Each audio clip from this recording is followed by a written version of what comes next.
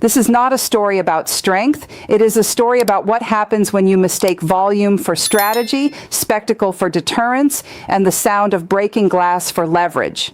One threat about Iran, one improvisational promise of overwhelming force, one late-night post dressed up as military doctrine, and suddenly every pressure point starts glowing red.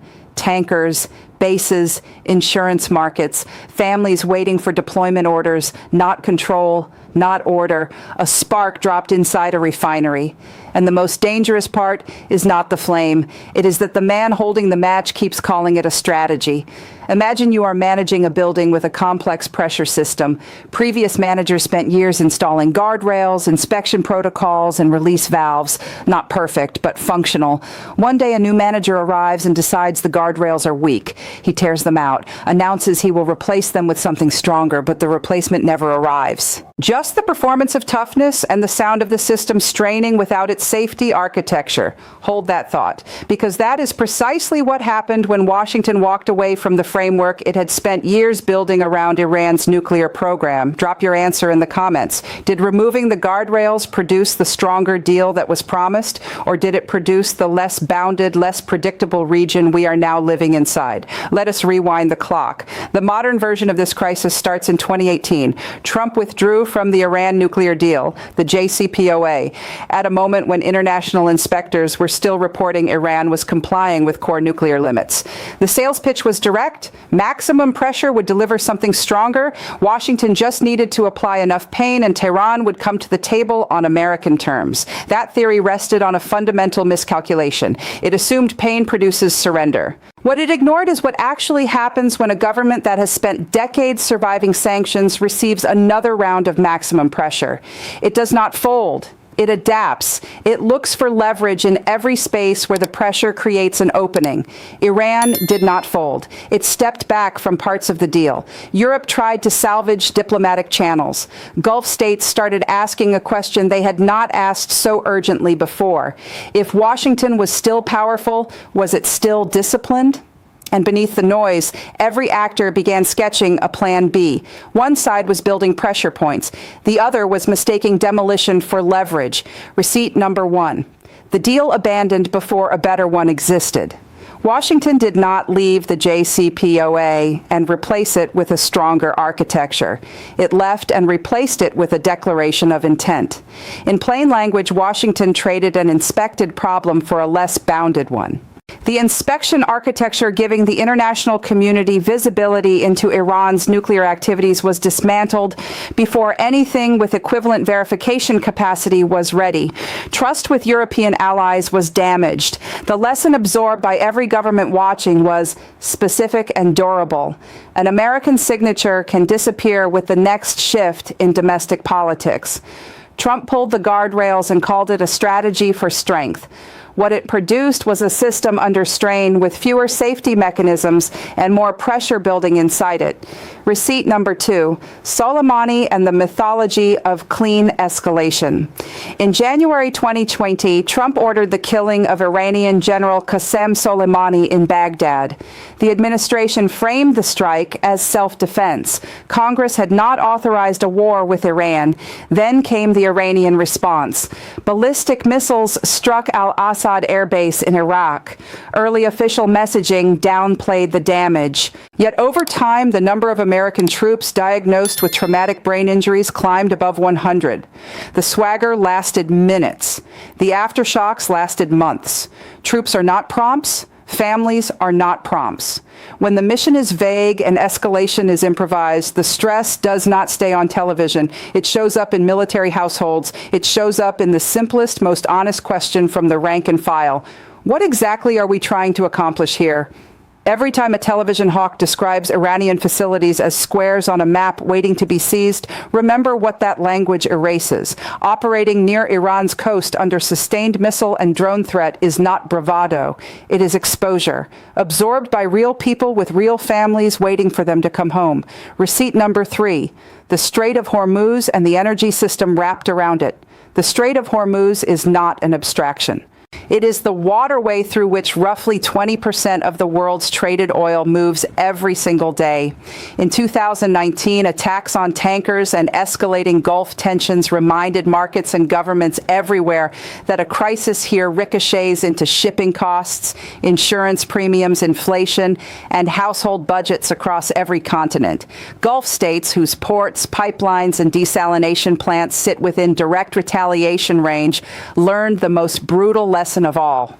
While Trump used the language of total dominance, countries living inside missile range were quietly thinking like risk managers, counting vulnerabilities, pricing exposure, diversifying relationships, building escape routes while the performance continued on stage.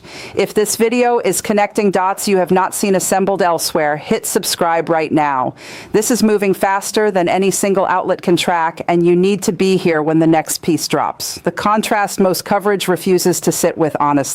The Iranian regime is brutal and repressive, but on the narrow question of strategic discipline, Tehran often demonstrates something Washington under Trump consistently failed to produce.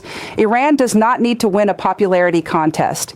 It needs to survive sanctions, split coalitions, raise the cost of pressure, and wait for American overreach. So it uses proxies, maritime leverage, nuclear increments as bargaining chips, patience as a weapon. Trump treats power as volume. He obsesses over pressure, humiliation, and spectacle. He did not build a coalition. He did not define a believable end state. He did not create an off-ramp. He built a crisis machine and appeared genuinely surprised when it kept producing crises.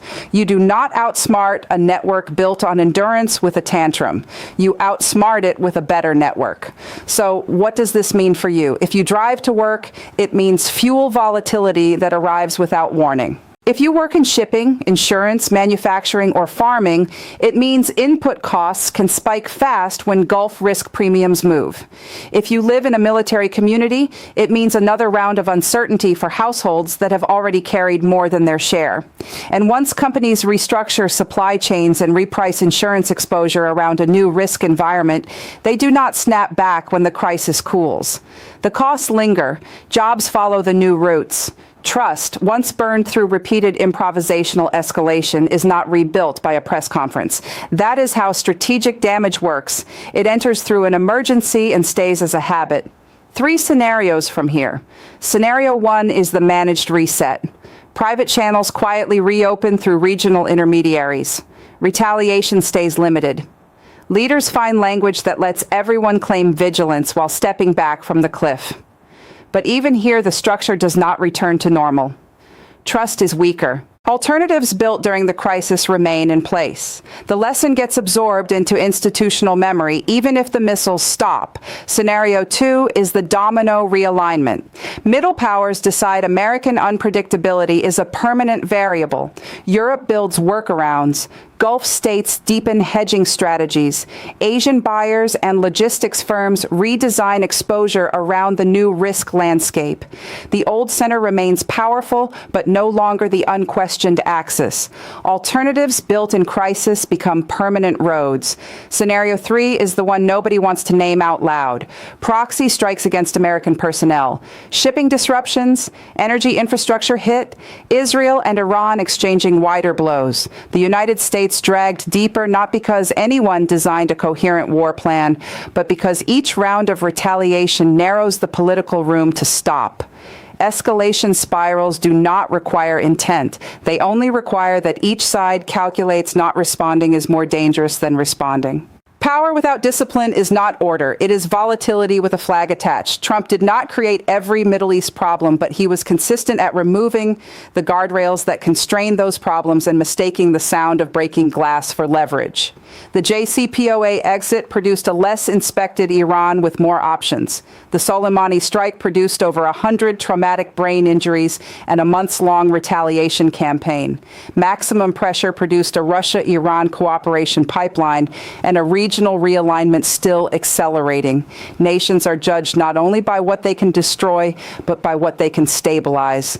And in a region as complex and consequential as the Middle East, the distance between a clear map and a loud performance can be measured in tankers, in base casualties, and in the quiet decisions of allied governments building the bypass roads they hope they will never need to use? Did Trump weaken Iran, or did he weaken the structure that used to contain it? Is this smart deterrence or an addiction to spectacle dressed up as toughness?